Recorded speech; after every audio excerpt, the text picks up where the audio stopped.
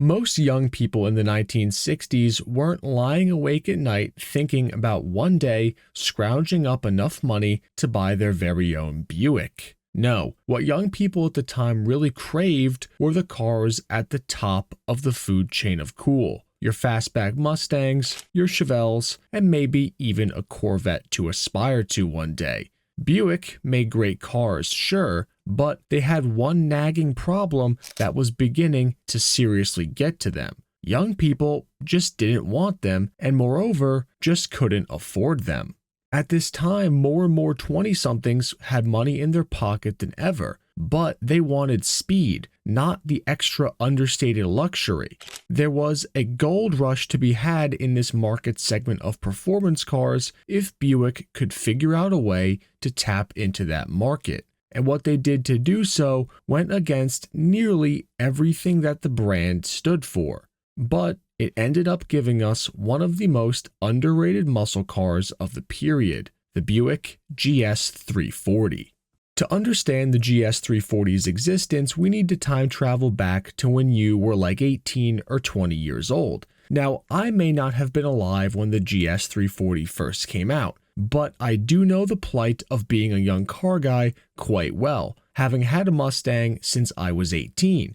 All I cared about at that time was making that car faster, comfort and interior materials be damned. And I didn't make much money then either, so I surely wasn't going to waste the little extra cash I had on things that just wouldn't make the car faster or more fun to drive.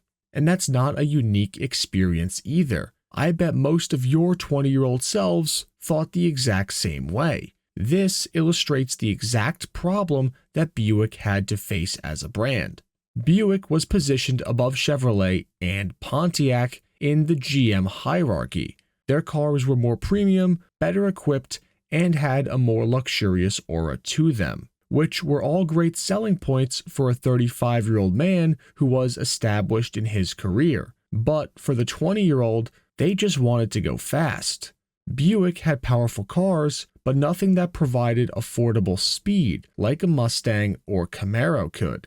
The youth market was a big deal too. Even if they only cared about speed now, at some point, these people would have better jobs and more money. And Buick knew that if they could get them hooked on a good experience with the brand young, they might have locked them in forever. But in order to do so, they needed to find a way to lower the entry-level price of a performance Buick. See, after the GTO's meteoric rise in popularity, Buick soon followed suit with the same formula and stuffed their 325-horse 401 nailhead into the Buick Skylark in a more performance-oriented trim and referred to it as the Grand Sport. It was a potent platform with over 400 foot-pounds of torque to boot and a 7-second 0 to 60 time. But that 401 and all the extra amenities came at a serious cost. With options, the Grand Sport 400s could touch $4,500 US, which was well out of reach for most.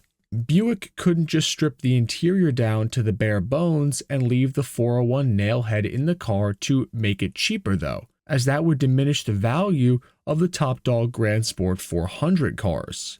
So, for 1967, they created a new model in the lineup that would slot under the GS 400, called the GS 340. Where the GS 400 had a 401 cubic inch nailhead, the GS 340 would now be powered by the 340 cubic inch small block Buick, an engine that was only produced from 1966 to 1967. In the GS 340 trim, this motor ran at a 10.25-to-1 compression ratio, and with its 4-barrel carburetor, it put out a respectable for the period 260 horsepower at 4,000 RPM and 365 foot-pounds of torque at 2,800 RPM. It was no 401, but with just shy of 400 foot-pounds of torque on tap, it was a punchy motor on the street. The 340 was also about 200 pounds lighter than the nailhead motor, which was a welcome change for the front suspension in the turns.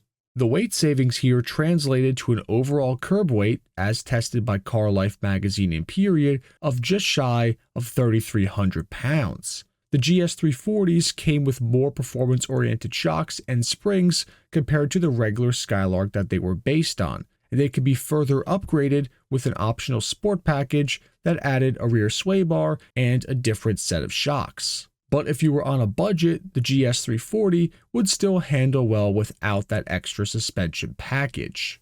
So what Buick did is they essentially created a mini budget version of the GS400 with this new GS340. It had a smaller motor and it was less equipped, but it kept the same spirit alive. And another area where Buick was able to keep costs down on the GS340 relative to that top dog GS400 was in the interior.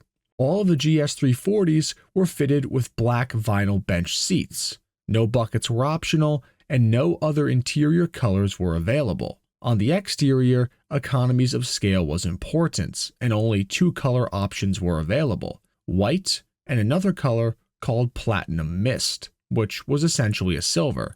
Both of these rather bland colors got some much needed flair thanks to the GS340's exterior graphics package, which added red side stripes, red hood scoops, and red wheel centers. This color package was more of what you would expect of a motion Camaro rather than a Buick, but that was exactly their idea. They wanted to play into what the younger demographic was more into. Buicks were understated. Younger people wanted a car that stood out more, hence the red decals.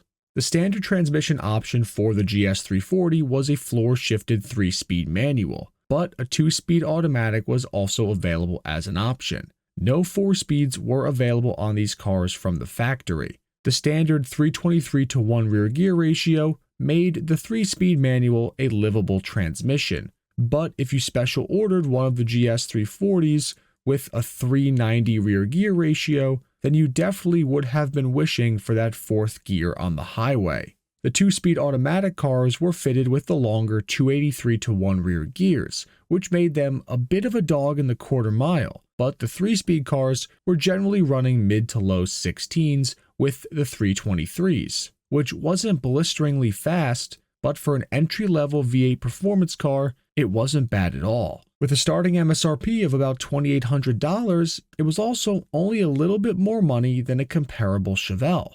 For a car like the GS340, which was in a size class bigger than the Mustang, Cougar, or Camaro, and that brought some decent performance with it, the GS340 was definitely a solid value per dollar. It wasn't world-beating by any means, but it definitely was the hippest Buick out there, especially with those red stripes. So, how did Buick's first budget muscle car for young people end up working out for them? Well, the GS340 would only end up lasting one model year in production, and in that they made less than 4,000 of them. The car was actually phased out and replaced by the redesigned 1968 Buick GS350, which coincided with the end of that 340 cubic inch small block. Now, the GS350 was kind of a very similar car in spirit, but it didn't have as much of that rebellious spirit to it as the 340 cars did with those bold red stripes. The GS350 still offered a more cost-effective way to enter the Buick lineup, however, it was just no longer as showy. But back to the GS340, and while the GS340 cars were cool, I just can't help but think that the only people who would have chosen to order one of them versus a regular Chevy, Ford, or Dodge were the type of person who needed to have something different than the masses, no matter what. Because for most, choosing a platform that was just more common in the scene back at the time would have made more logical sense. And it especially would have made more sense than buying a Buick that lacked the luxury flair that made a Buick a Buick. Let me know in the comments down below what you think of the GS340, and also if any of you ever owned one at one point. I've never seen one of these in person, and I hardly see any literature about these out there. But thank you all for making it to the end of the video, and I will see you next time, enthusiasts.